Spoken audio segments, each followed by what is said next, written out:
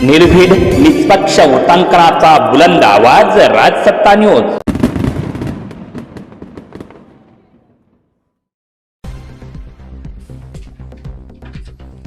संगमनेर शहर पोलिसांची मोठी कारवाई, तब्बल 21 किलोपेक्षा जास्त गांजा पकडला। या कारवाईमुळे शहर पोलिसांचं कौतुक होत आहे। शहरात अवैधरित्या गांजाची विक्री करणाऱ्या 2 तरुणांना संगमनेर शहर पोलिसांच्या पथकानं सुकेवाडी समनापूर रस्त्यावर रविवारी दिनांक 1 रोजी रात्री 9:15 वाजेच्या सुमारास पकडलंय। शहरात अवैधरित्या गांजाची विक्री करणाऱ्या 2 तरुणांना संगमनेर शहर पोलिसांच्या पथकानं सुकेवाडी समनापूर रस्ता परिसरात रविवारी दिनांक 1 रात्री 9:15 वाजेच्या सुमारास पकडलाय। या कारवाईमध्ये 6,44,700 रुपयांचा 21 किलो 490 ग्रॅम वजनाचा गांजा आणि 4,50,000 रुपये किमतीची कार असा एकूण 10,94,700 रुपयांचा मुद्देमाल जप्त करण्यात आलाय।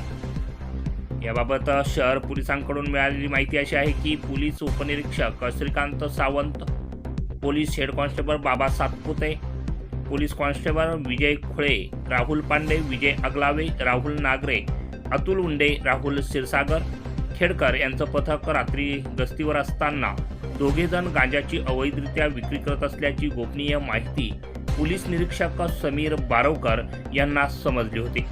त्यांनी तत्काळ पथकाला कारवाईच्या सूचना दिल्या।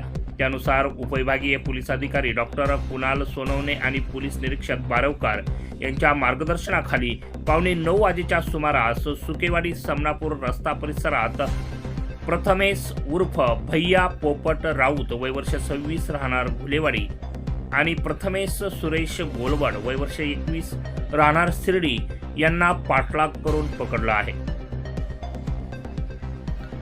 या कारवाईत पोलिसांनी दोघांकडून 6,44,700 रुपयांचा 21 किलो 490 ग्रॅम वजनाचा गांजा आणि 4,50,000 रुपये किमतीची कार क्रमांक MH04 DR 7802 असा एकूण 10,94,700 रुपयांचा मुद्देमाल जप्त केलाय।